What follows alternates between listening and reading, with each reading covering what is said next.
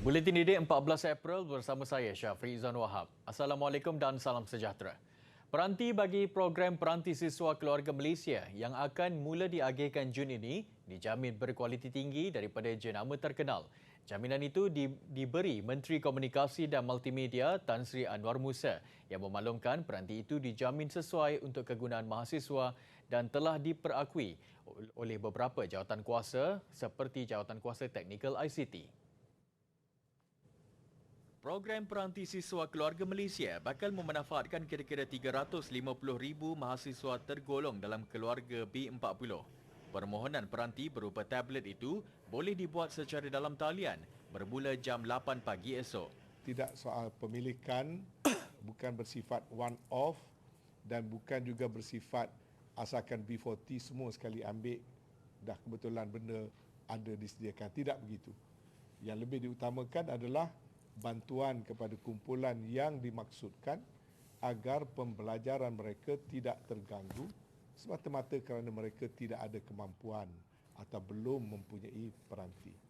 Beliau berkata demikian pada sidang media selepas Majlis Prapelancaran Peranti Siswa Keluarga Malaysia di Cyberjaya.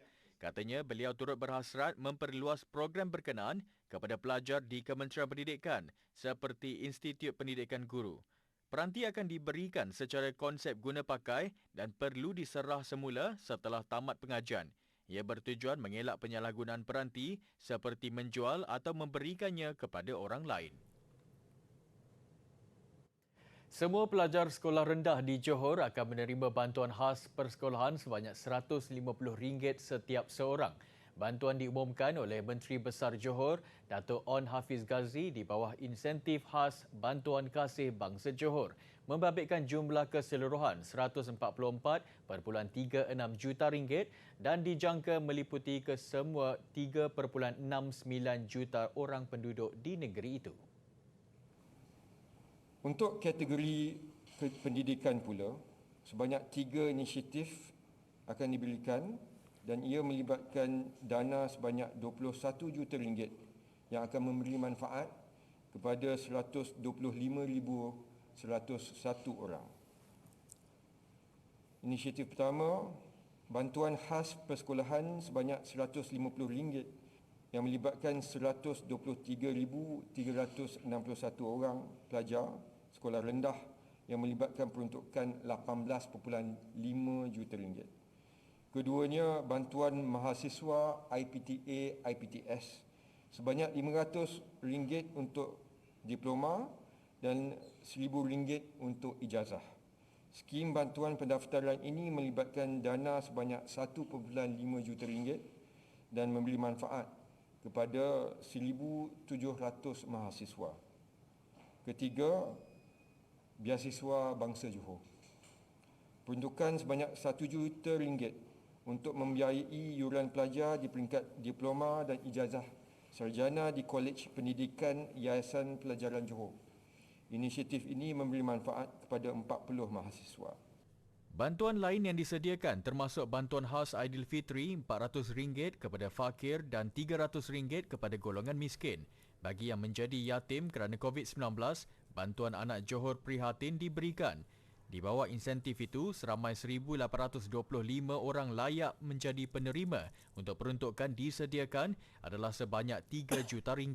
Juga yang agak melegakan, 11,511 penyewa rumah program perumahan rakyat PPR di Johor kini dikecualikan bayaran sewa untuk tahun ini. Menyantuni golongan yang tidak bernasib baik, seramai 50 anak-anak yatim menerima sumbangan dari Yayasan Didik Negara. Kesemua mereka diraikan dalam majlis iftar yang berlangsung di Georgetown, Pulau Pinang malam semalam. Majlis disempurnakan oleh Yang di-Pertua Negeri Pulau Pinang, Tuan Yang Terutama Tun Datuk Seri Utama Ahmad Fuzi Abdul Razak. Majlis turut dihadiri oleh Menteri Kanan Pendidikan Datuk Dr. Azizuddin. Penubuhan Yayasan Didik Negara YDN merupakan antara pendekatan baharu Kementerian Pendidikan Malaysia KPM dalam menyelaras sumbangan dan bantuan pelbagai pihak yang ingin membantu murid-murid sekolah bawah KPM daripada keluarga yang memerlukan. Sejak penubuhannya pada Julai 2021, semua sumbangan yang diterima telah diselaras dan diagih secara tersusun dan teratur. Semoga sumbangan yang diberikan sedikit sebanyak dapat memberi keceriaan kepada anak-anak ini.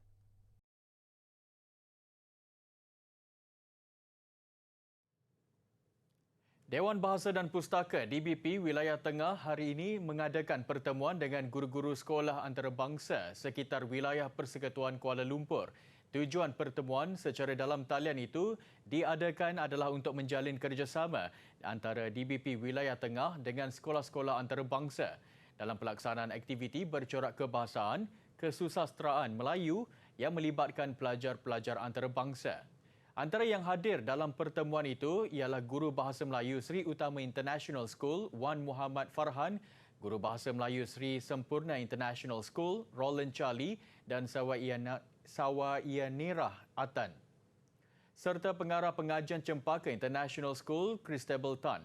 DBP Wilayah Tengah pula diwakili oleh pengarah dan 2 orang pegawai.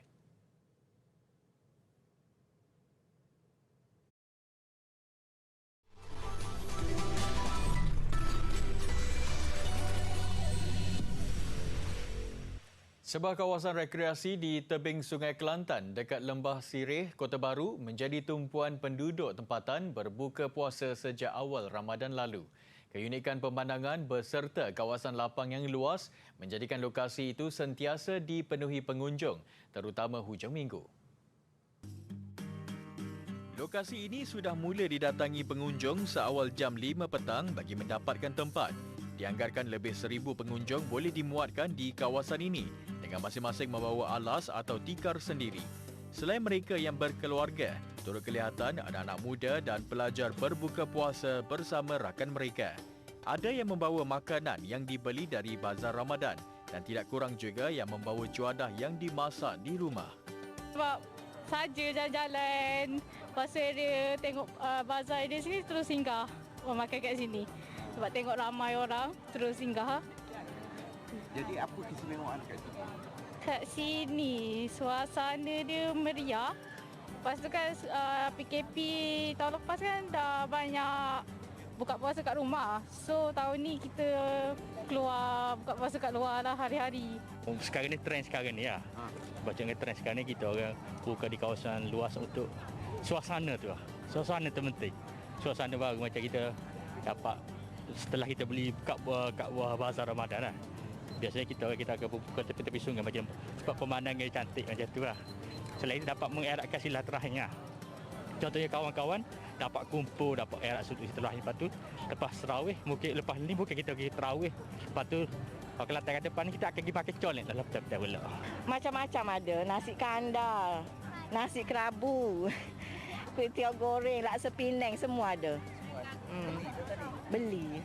Jadi kenapa pilih tempat ni? Kenapa pilih tempat ni? Sebab kita nak rasa suasana macam kelainan sikit. Tak adalah terkurung dekat rumah kan. Sebab nak bagi anak-anak selera sikit makan. Tinjauan mendapati rata-rata pengunjung tidak mengabaikan aspek kebersihan. Sebaik selesai menjamu selera, semua sampah sarap dibuang terus ke tong sampah yang disediakan. Setiap keluarga juga tidak alpa mengikut SOP ditetapkan dengan menjaga jarak kira-kira 1 meter serta memakai pelitup muka kecuali ketika makan.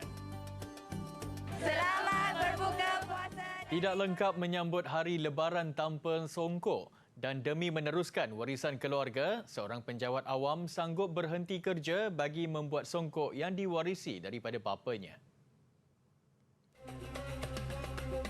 Faiz Nur Zulkifli, 34 tahun sebelum ini bertugas sebagai penolong pegawai perancang bandar di Majlis Perbadaran Muar pada 2014. Beliau membuat keputusan berhenti kerja demi meneruskan perniagaan milik bapanya selepas Allahyarham Zulkifli Mucak meninggal dunia. Meskipun tidak pernah mengikuti sebarang kelas jahitan secara formal, namun bakat yang diwarisi daripada bapanya membolehkan beliau menghasilkan songkok berkualiti. Bapa kepada seorang cahaya mata perempuan berusia 3 tahun itu mampu menghasilkan sebanyak 40 buah songkok dalam masa sehari. Sekaligus mampu memenuhi tempahan yang dibuat pelanggan setiap kali tiba Aidilfitri. Masa arwah ayah saya meninggal, masa tu bulan 5, puasa bulan 5 2017, saya mula start pasang-pasang semua. Saya bila dah tengok saya buat semua jadi kan. Jadi songkok semua okey semua. Bulan 10 tahun yang sama 2017 saya berhenti kerja. Saya teruskan perniagaan ni buat songkok ni. Setakat ni alhamdulillah okey sebab budak pun dah sekolah kan. Lepas tu kalau tengok pun sekarang orang dah boleh rentas daerah, rentas negeri kan. So far setakat ni alhamdulillah okey Kualiti songkok yang ada kat sini saya rasa baiklah pada saya. Jadi saya beli 3, satu untuk abang saya, satu untuk saya sendiri, satu untuk anak saya. Apa beza songkok sini dengan tempat lain? Saya tengok dari segi kualiti tu bagus tu. Lagipun kita tahu memang dia dibuat kat sini. Demi menyara keluarga, ibu tunggal yang pernah lumpuh separuh badan bangkit mengusahakan perniagaan menerima tempahan jahitan. Wanita cekal itu tidak menang tangan memenuhi permintaan pelanggan pada bulan Ramadan dengan menjahit lebih 1,000 pasang baju kurung sebulan. Farah Wahidah Wahid, 39 tahun, berdepan detik hitam selepas mengalami komplikasi ketika melahirkan anak hingga disahkan lumpuh dari aras pinggang ke bawah. Rasa kebas-kebas kaki, terus daripada jalan dah rasa tak kuat, saya berpapah-papah. Terus kebetulan pada 2013 Februari tu saya ada pakar dengan doktor tulang di Sedang. Doktor cakap saya dah tak ada masa, kena terus je admit untuk buat diagnos. Kalau tak saya akan lumpuh sehingga hidup. Saya buat rehab di HKL. After 3 bulan lepas tu, masa tu rehab pakai esok baru buka, doktor refer saya ke sana lah. Di situlah bermulanya saya mengambil kelas jahitan. Atas faktor kesihatan, Farah Wahidah terpaksa meninggalkan kerjaya sebagai kerani guaman dan mengambil upah menjahit pada tahun 2018. Dia tekad berusaha hingga mampu menggaji 8 orang pekerja. Bagi rakan niaganya Muhammad Hazrul Hasim yang juga seorang OKU, semangat Farah Wahidah menjadi tulang belakang syarikat. Semangat dia sebabnya salah satunya semangat dia disebabkan oleh anak-anak dengan keadaan semasa dia apa semua sekali kan. Salah satunya macam tu. Lepas tu dia punya keinginan macam mana dia nak mengorak langkah ke hadapan untuk dia nak berjaya untuk dapatkan sesuatu tu. Kini dia turut menerima tempahan jahitan pukal. Pun begitu, keistimewaan hasil tangan Farah Wahidah bagi jahitan rendah dan manik tetap menjadi pilihan.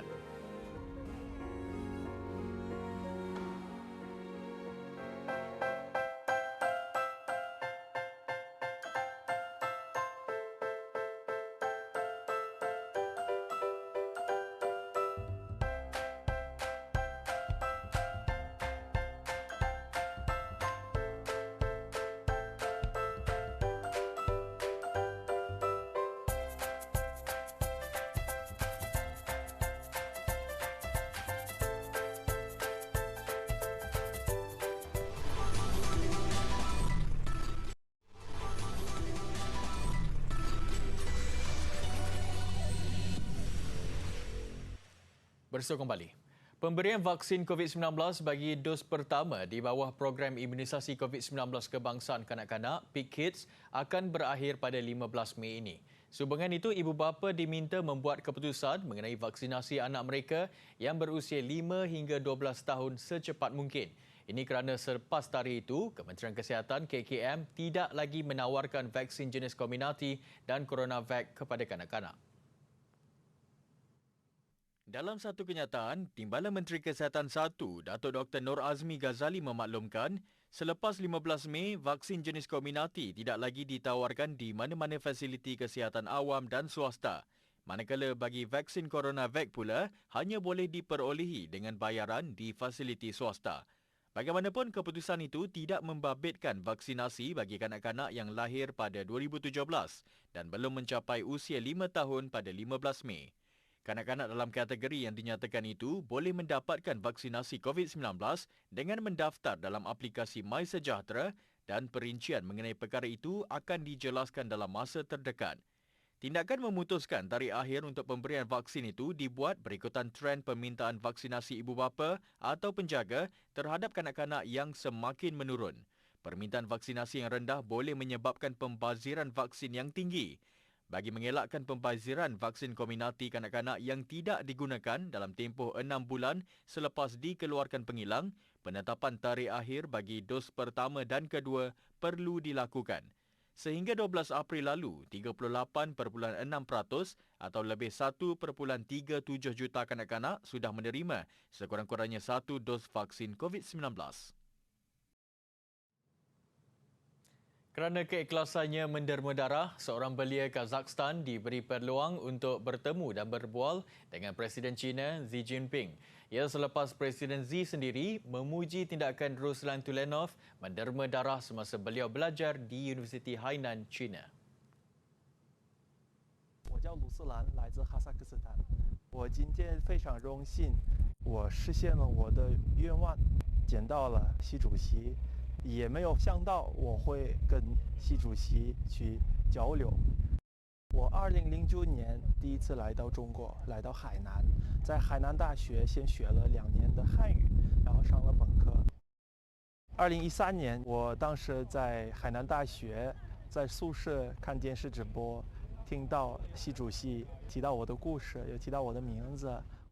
Selepas tamat belajar di China, Ruslan dilantik sebagai pegawai media global, Biro Pembangunan Ekonomi Antarabangsa wilayah Hainan. Atas sebab itulah beliau berpeluang bertemu dan berbual dengan Presiden Xi apabila pemimpin utama China itu melakukan lawatan kerja ke Hainan semalam. Ruslan sebenarnya turut dikenali dengan gelaran lelaki panda kerana memiliki jenis darah yang amat sukar diperolehi di China sehingga turut dirujuk sebagai darah panda. Dalam ucapannya semasa melawat Kazakhstan pada September 2013, Presiden Xi berkata, Ruslan menderma darah 2 tahun sekali sejak tahun 2009 dan sumbangannya membantu melegakan ramai pesakit di China. Dan yang paling menakjubkan, Ruslan ketika itu berada di negara asing dan baru berusia 16 tahun. Fatu, gorila tertua di dunia, menyambut hari lahirnya yang ke-65 semalam. Dan seperti sambutan hari lahirnya sebelum ini, Fatu dihadiahkan kek hari lahir.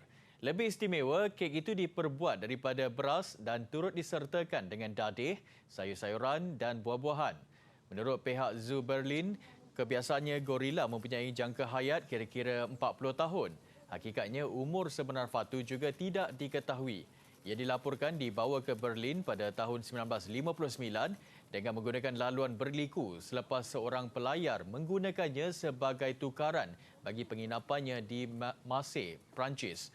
Semasa tiba, Fatu dianggarkan baru berusia sekitar 2 tahun. Selain Fatu, Zoo Berlin juga mempunyai 5 ekor gorila lain yang daripada generasi yang lebih muda. Untuk menggerudi dasar laut dalam, rentetan gerudi mestilah dipasang bahagian demi bahagian sehingga penggerudian tersebut menembusi batuan dasar. Roustabout boleh menyusun dan menyambung satu paip 1,000 kg ke rentetan gerudi dalam masa 15 saat. Juru gerudi menggunakan relang gerudi sebagai beban untuk menekan mata gerudi ke bawah dengan berhati-hati. Jika ditekan terlalu kuat, mata gerudi akan pecah dan jika terlalu sedikit, ia hampir tidak bergerak.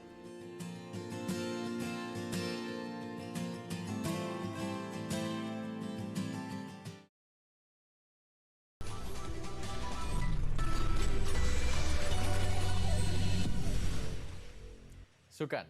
Hanya tinggal 2 wakil negara yang akan meneruskan cabaran ke peringkat suku akhir badminton Korea Masters esok. Paling mencuri tumpuan, pemain perseorangan Sun Ju-van yang mengejutkan pemain tuan rumah Hyo Kwan-hee yang juga pemain pilihan kelima. Manakala beregu campuran Go Sun-hwat dan Chevron Lai mengatasi Misha dan Svetlana Zilberman dari Israel. Sung Ju-van dan Hyo Kwang-hee bertembung lagi pada pusingan Korea Masters di Gwangju selepas pertemuan terakhir di Terbuka Hyderabad 4 tahun lalu. Reputasi lawan selaku pilihan kelima tidak dihiraukan Ju-van yang menang mudah set pertama 21-11. Ditentang hebat Kwang-hee pada set kedua, Ju-van tetap tenang menamatkan permainan 21-19 selepas bertarung 40 minit. Laluan cerah buat Ju-van ke separuh akhir apabila dijadual menentang pemain Israel Misha Zilberman pada suku akhir esok. Dalam acara beregu campuran, seperti diduga, gandingan Go Sun-hwat dan Chevron Lai mudah melangkah ke suku akhir. Cuma 21 minit diperlukan mereka untuk mengatasi lawan dari Israel, Misha dan Svetlana Zilberman 21-5 dan 21-8. Separuh akhir esok, Sun Huat dan Chevron menentang beregu Singapura, Ki Yong Kai Terry, Tan Wei Han.